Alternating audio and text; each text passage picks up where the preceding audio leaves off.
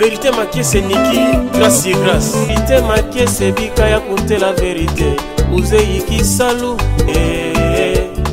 Vérité maquée c'est Tikana Yebi Sayo Niki. Oyebi Mosala.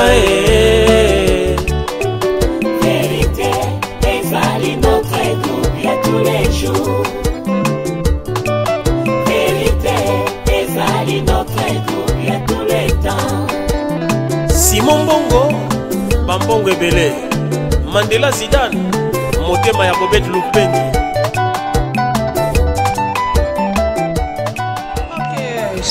Shalom à tous les téléspectateurs de VMAK TV, VMAK Pro, et bondi à beau à terre de bonheur à tous les fans de Maman Vérité Maké, c'est eux dépendre Nathan Obino Bokolandela Biso. Vraiment des cas na Bino VMAK TV na kati ya Wambo. Les lots na événement munene, toza na grand événement na église Peniel wapi Mosali na Nzambe fils Nondo, le pasteur fils Nondo bisikapi azokamba église ya Peniel.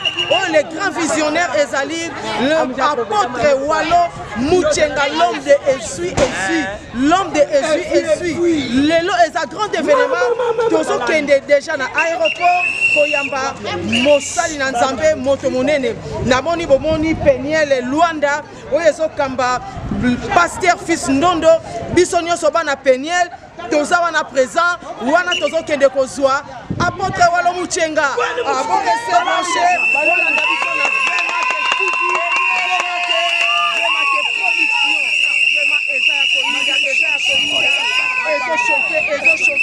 ça fait chaud.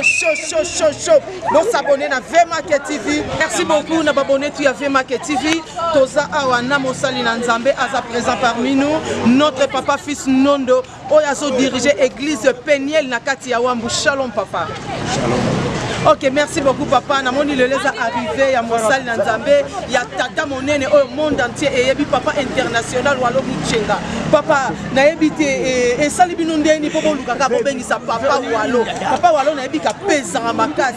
Papa et sali binondeni liko ida ko utende. Ezana no sengo mingi mona bénédiction munene ko koma na mboka na biso ya Wambo.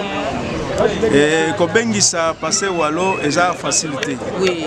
Mais il fallait comme kaka. OK. Parce que c'est comme musala na yezali. OK. Azana droit ko lobali loba moko poete evre o ezana kati ya Wambo ekende liboso. Ya ngonde to sali nyonso poete akomela biso na mabele ya Wambo.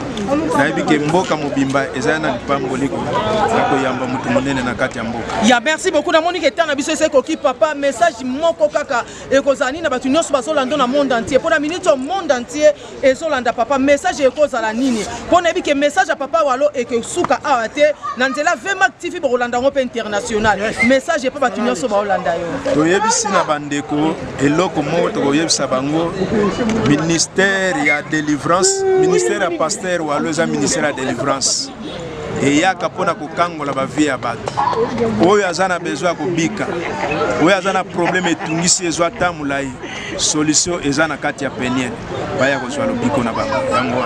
Merci beaucoup papa boya ko zwalo biko na Peniel et pas ya l'homme de Esui ya tozana ndeko na biso. Shalom papa. Shalom. Ok, à Saoudi. À Saoudi, t'as muito bom. Obrigado. Ya, sua graça de Deus, estou também bem. Ya, tomonio awa, tu ebi que usana kata délégation, o ezo que ne koyamba papa Walo Mouchenga, ezo salon ndenge nini, manifester joie na yo na bato ba Holanda. Epa, nesse momento eu estou muito feliz mesmo, sinto muito lisonjeado por mais uma vez eu ser um dos testemunhos vivos para ver esta mesma grande graça e uma grande visita. Acreditamos que não seja apenas a presença do servo de Deus, como também a presença de Deus nas nossas vidas. Então agradeço imenso e estou mesmo muito, mas muito feliz em acolher o nosso apóstolo. Ok, merci beaucoup. Na Monica a délégation batu bazebele oza pena membre effectif ya Peniel to uti na église mususu pona moni pe bandeko ya Morija et pas ya apôtre Ndeka et pas apôtre Hippolyte Ndeka baza awa. Tam sou toza mélangé ou bien yo zaka membre effectif ya Peniel. Não, falando sério, eu sou um membro efetivo da igreja Peniel. desde a fundação até agora, onde eu desempenho o cargo de intérprete. Eu sou um dos intérpretes principais da nossa igreja. Ok, merci beaucoup, merci beaucoup. Tout le monde fait papa na bisoza. Shalom papa. Shalom. Ok, merci beaucoup papa. Tout le monde est dans la délégation. Yo pense na Péniel. Il y a un fiston à Zande Bonangai. Donc, tu collabores ma casse. Donc, na sepakademi comme na mwite no wala so koma. Mais yango sikoyo abenginga na koma po toke no koyamene aéroport. Ya, merci beaucoup. Et salonde ni arrivé à papa ou alo muchenga na kata wam. Donc, ça c'est une grande bénédiction pour le peuple à Wambo.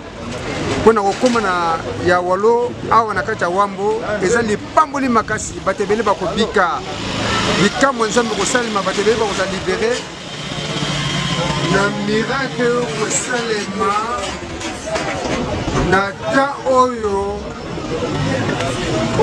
ntomo kosala kati ya mboka awa. Vérité maquée c'est Niki, grâce et grâce. Vérité maquée c'est Bika ya compter la vérité. Uzei ki salu. Vérité maquée c'est Tikana yebisa yo Niki. Oyebi mosala Vérité, ezali notre groupe ya tous les jours. Vérité, ezali notre groupe.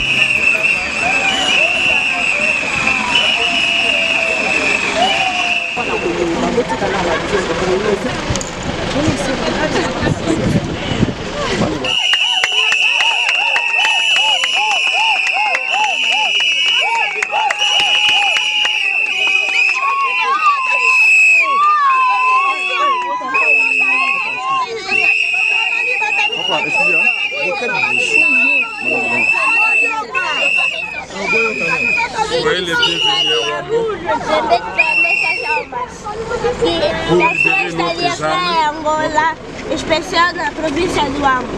Reaviva nossas almas. Sur la province de Wambo. Reaviva nossas almas e liberta-las das Que toutes nos âmes soient libérées dans l'esclavagisme de Satan. A igreja Peniel agradece humildemente a reverendo por ter L'église Peniel dit merci pour le révérend pour recevoir ici à Wambo. E esperamos o melhor de Deus tendo o Senhor na nossa igreja. Et nous espérons le meilleur de Dieu dans notre église de Wambo. Nós como filhos espirituais do pastor Fisidondo, Nous, comme les enfants spirituels des pasteurs Fisidondo ici, les Peniel de Wambo, esperamos que seja a primeira de muitas vezes nos agraciar por sua magnífica nous espérons que ce ne soit pas la dernière fois, mais plusieurs fois que vous pensez toujours à nous ici à Wambo. expressando em palavras nossa gratidão. Seja Nous te disons bem-vindo. merci et soyez les bienvenus les révérends.